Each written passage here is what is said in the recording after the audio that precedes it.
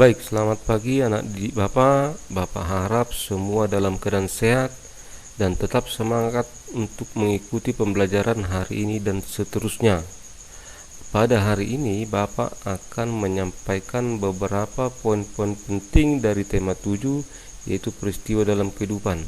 Materi yang mau Bapak sampaikan adalah semacam catatan penting peristiwa perjuangan melawan penjajah. Baik, kita mulai dari latar belakang kedatangan bangsa Eropa, ya. Indonesia adalah negara yang kaya akan rempah-rempah dengan mutu tinggi. Contoh lada, pala, cengkeh, kayu manis dan lain-lain. Nah, apa hubungannya dengan kedatangan bangsa Eropa? Ya, benar. Rempah-rempah tersebut sangat dibutuhkan oleh bangsa Eropa untuk digunakan sebagai apa? Penyedap makanan, obat-obatan, dan menghangatkan tubuh di negara mereka yang beriklim dingin. Nah, beberapa negara Eropa seperti Portugis, Spanyol, Belanda, dan Inggris melakukan penjelajahan samudra dan berlabuh di Indonesia. Ya, kira-kira itulah yang melatar belakangi kedatangan bangsa Eropa ke Indonesia. Ya, karena apa?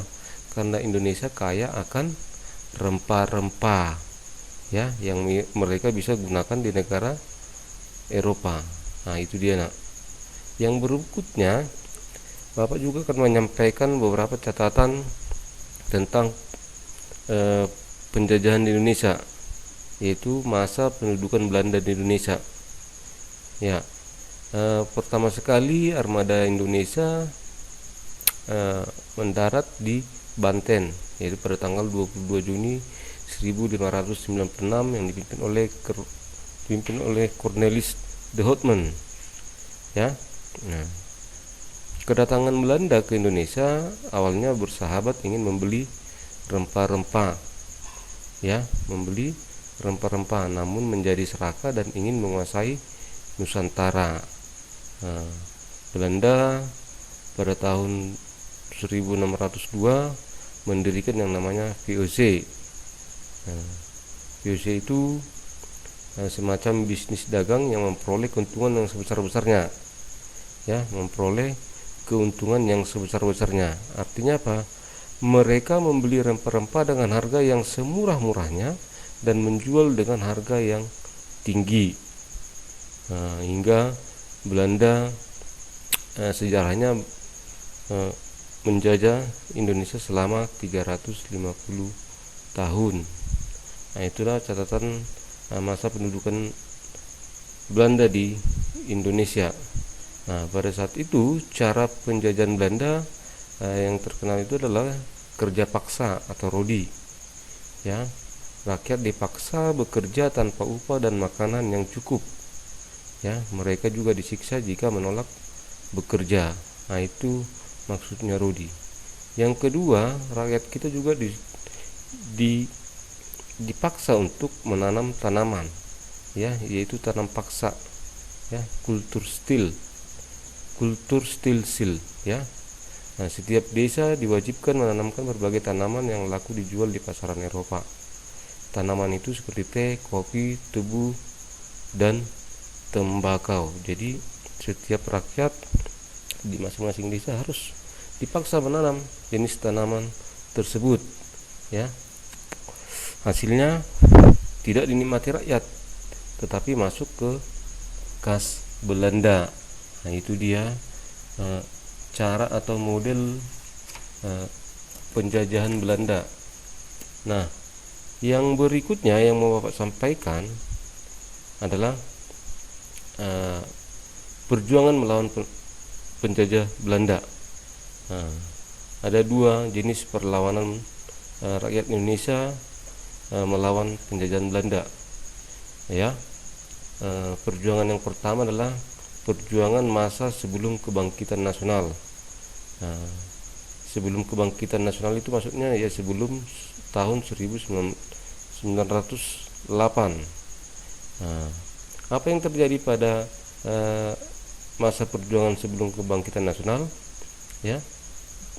Perjuangannya bersifat kedaerahan atau lokal dan banyak dilakukan dengan perang fisik. Artinya apa? Terjadi kegagalan perjuangan karena apa?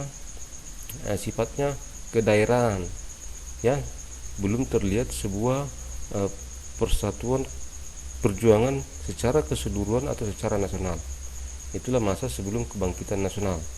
Ada beberapa tokoh pejuang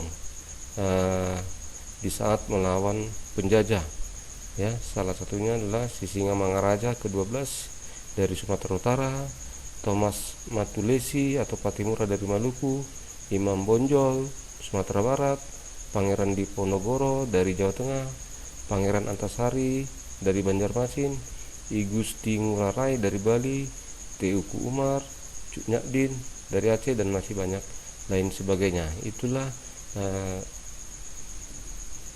perjuangan sebelum kebangkitan nasional. Yang kedua adalah perjuangan masa kebangkitan nasional, ya, kebangkitan nasional, ya, tahun 1908, ya. Artinya apa? Pergerakannya sudah bersifat nasional, ya. Pergerakan nasional itu adalah perjuangan yang mengikut sertakan seluruh rakyat Indonesia.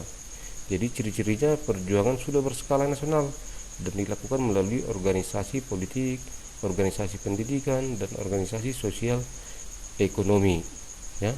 Kebangkitan nasional itu ditandai dengan berdirinya sebuah organisasi yang dinamakan Budi Utomo, yaitu pada tanggal 20 Mei 1908, ya. Budi Utomo adalah organisasi pergerakan nasional pertama. Maka setiap tanggal 20 Mei kita selalu memperingati 20 Mei itu sebagai hari kebangkitan nasional. Beberapa tokoh di dalam masa kebangkitan nasional itu adalah R.A. Kartini, Dewi Sartika, Dr. Sutomo, Ki Hajar Dewantoro, dan lain sebagainya. Itu dia masa kebangkitan nasional. Poin yang berikutnya, ya, yaitu Sumpah Pemuda 28 Oktober 1928. Materi ini bisa anak didik Bapak lihat nanti di tema 7 subtema 1 pembelajaran 5.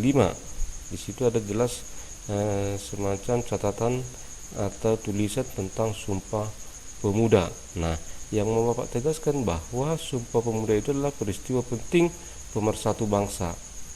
Ya, semangat Sumpah Pemuda itu berhasil mempersatukan bangsa. Nah, setelah peristiwa Sumpah Pemuda, perjuangan yang bersifat kedaerahan ditinggalkan, ya. Pada saat itu pemuda sudah menyatakan 3 ikrar, ya, 3 ikrar sebagai isi Sumpah Pemuda.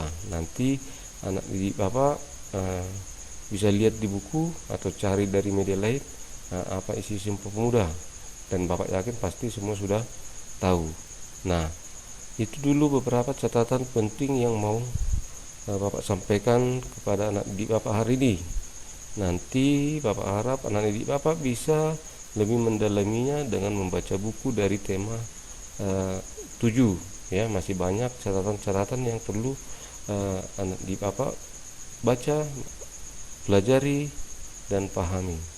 Nanti sebagai bahan evaluasi Bapak akan membuat tugas dan anak didik Bapak bisa mengerjakannya, ya, keseluruhan anak didik Bapak kelas 5 dan dikirimkan ke Bapak, ya.